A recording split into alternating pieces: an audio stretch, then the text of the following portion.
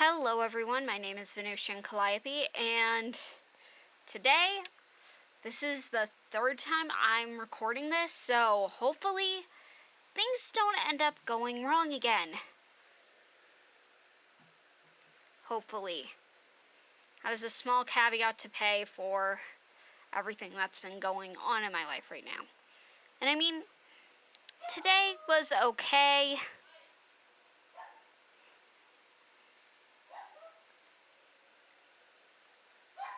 I don't know why my dog is barking in the middle of the night, but she's barking for some reason. Okay. I think the chaos is calm now, but whenever I say that, sometimes things happen, and as kind of an update from last week's video, I was right. My paternal grandmother came back to where I live and had dinner with the rest of my family besides myself and my youngest sibling, so yay! Being no contact is kind of worth it in my opinion. Even when it feels like everybody else in the family is just ignoring it and kind of dismissing my trauma. Like, things like this have kind of happened to me before in the past. Like, 10 years ago, when I graduated high school, she grabbed my wrist. Now, she being my grandmother, Florence.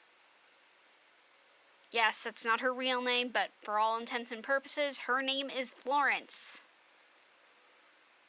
She grabbed my wrist, and it kind of made me nauseous. And it wasn't like left wrist.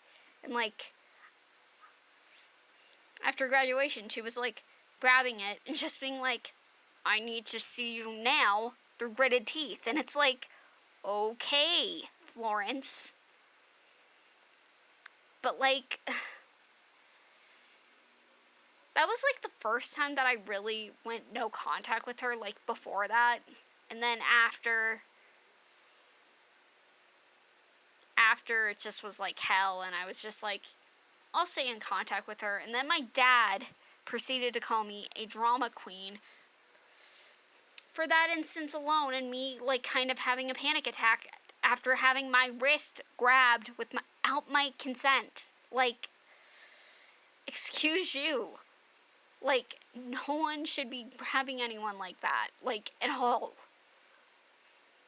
And I know that, like, most of the time when I, like, talk about things like this,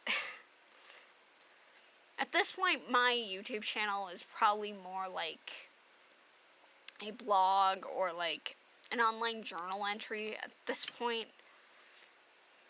But, like, earlier this week, she kind of, like, dropped by my,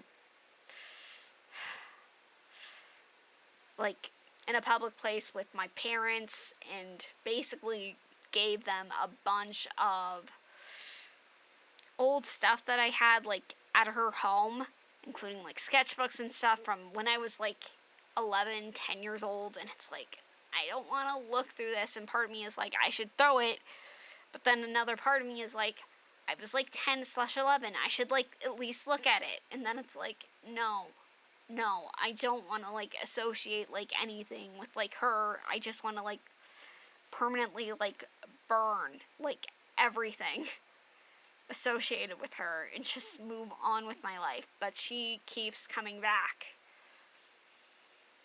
Like, you know how, like, people are like, Rasputin, like, kept coming back from the dead, and it's kind of like that.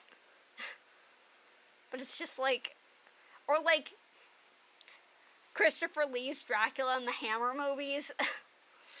It's kind of ridiculous how many times they brought Dracula back from the dead to, like, life, and it's like, man, the undead really don't really stay dead. But, like,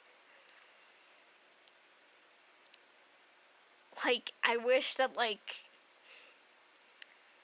I could have like more closure from that. Like I could move on, but sometimes it feels like when you move on, nobody else is moving on, and then when you don't feel like moving on, it feels like everything else is moving without you. And it's just like, are we just going to like ignore terrible things that happen to like people? But that's just something to consider today. If you like this video, thank you so much. And if you're already subscribed, please ring that bell for me, and I will see you in the next video. Bye!